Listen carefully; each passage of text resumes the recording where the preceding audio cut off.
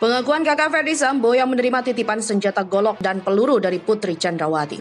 Saya datang untuk melihat kondisi keluarga. Apa yang saudara bisa ceritakan di sini? Keterlibatan saudara sebagai apa? Kalau tanggal 8 saudara tidak ada. Saya cuma pada saat itu, setelah Pak Ferdi diamankan di Makobrimob, saya diminta oleh Ibu Putri untuk mengamankan senjatanya beliau ke Baris Krim. Itu saja, karena sudah tidak ada lagi polisi yang ada di Saguling, jadi saya bawa ke Baris Krim. Ada tindakan pidana yang sudah terjadi dan menghilangkan barang bukti tersebut, di mana pelakunya dengan orang yang menghilangkan itu punya relasi kekuasaan, relasi kuasa, sehingga apa yang diperintahkan tersebut dilaksanakan oleh bawahannya. Nah, bawahannya ini di antara mereka juga mempunyai relasi kuasa. Jadi apapun itu yang dilakukan, itu terikat kepada relasi kuasa di antara mereka.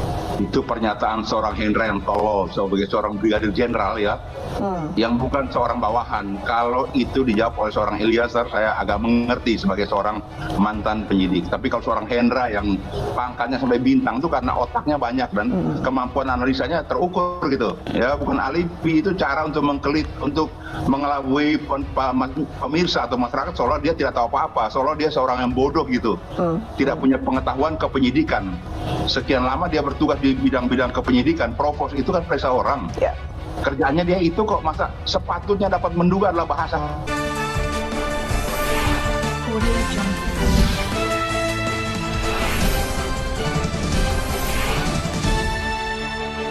Terdakwa kasus pembunuhan berencana terhadap Nofriansah Yosua Huta Barat atau Brigadir J. Ferdi Sambo menjalani sidang di Pengadilan Negeri Jakarta Selatan pada Rabu, akan membacakan putusan sela pada persidangan kala itu. Sementara kakak kandung Ferdi Sambo, Leonardo Sambo, dihadirkan ke persidangan kasus pembunuhan Brigadir J dengan terdakwa Ferdi Sambo JS. Leonardo Sambo yang hadir sebagai saksi lantas mendapatkan serentetan pertanyaan dari majelis hakim.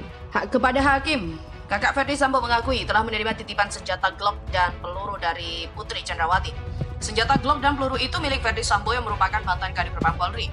Menurut pengakuan Leonardo, Putri Chandrawati menitipkan senjata suaminya itu kepadanya untuk diamankan. Sebagai sipil, Leonardo Sambo yang merupakan kakak Ferdi Sambo lantas menyerahkan senjata Glock dan peluru yang dititipkan oleh Putri Chandrawati itu ke Baris Krim Polri. Senjata Glock dan peluru itu dititipkan oleh Putri ke Leonardo setelah Ferdi Sambo dibawa ke Makobrimob Kelapa II Depok. Hal itu diketahui di mana tersangka kasus pembunuhan Brigadir J, Ferdi Sambo, diamankan ke Makobrimob setelah ditetapkan sebagai tersangka dan diduga menjadi dalang pembunuhan berencana terhadap Nofriansah Yosua Huta Barat.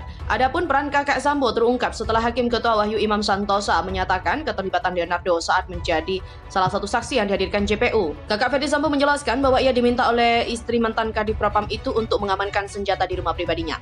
Namun dia mengaku tak mengetahui mengapa senjata itu harus diamankan. Leonardo mengatakan dia hanya mengambil senjata milik Sambo untuk diserahkan ke Baris Krim Polri. Saat itu Pak Ferdi diamankan di Makobrimob, saya diminta Bu Putri mengamankan senjata beliau ke Baris Krim. Karena sudah tidak ada polisi di rumah Saguling, jadi saya bawa ke Baris Krim. Yang saksi maksud senjata apa? Tanya hakim. Di ruang kerja Pak Ferdi ada senjata merek Glock, tasnya senjatanya kemudian peluru, kata Leonardo. Leonardo Sambo lantas menjelaskan bahwa kedatangannya ke Saguling dilakukan setelah dia dihubungi oleh istri adiknya itu.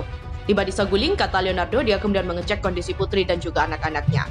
Hakim pun kembali mempertanyakan apa maksud Putri meminta Leonardo mengamankan senjata itu. Di mana kakak Sambo mengatakan pengamanan saja karena bapak sudah nggak ada, takutnya hilang. Ada surat tanda terima? Ada, kata Leonardo. Surat apa itu? Barang bukti. Jadi barang bukti? Tanya hakim, saya nggak tahu, saya serahkan saja, saya kan sipil, kata Leonardo. Sementara itu, Baradae mengungkap bahwa Ferdi Sambo dan Putri hanya bertemu 2 hari dalam seminggu. Berbagai pengakuan baru terungkap pada sidang Ferdi Sambo. Terbaru, sidang yang digelar di Pengadilan Negeri Jakarta Selatan pada Senin kemarin mengungkap sosok misterius yang ditelepon Ferdi Sambo sebelum menembak Brigadir J. Pengakuan ini disampaikan seorang ajudan Ferdi Sambo, Azan Romer, ketika berangkat dari rumah pribadi di Saguling menuju rumah dinas di Kompleks Polri Duren 3 Jakarta Selatan. Romer mengaku mendengar Ferdi Sambo menelpon seseorang, namun Romer tidak mengetahui siapa yang ditelepon oleh Ferdi Sambo meski ikut berada di dalam mobil. Romer menambahkan saat itu dirinya mendapatkan arahan untuk mengawal kegiatan Ferdi Sambo untuk bermain bulu tangkis di Sawangan, Kota Depok. Namun Sambo meminta berhenti di rumah dinasnya. Saat itu Romer mengatakan sudah melihat Ferdi Sambo sudah memakai sarung tangan hitam saat turun dari mobil. Setelah turun dari mobil sekitar selangkah 2 langkah senjata Ferdi Sambo jatuh. Dia sebagai ADC mau ambil senjata dan ketika mau diambil sudah keduluan.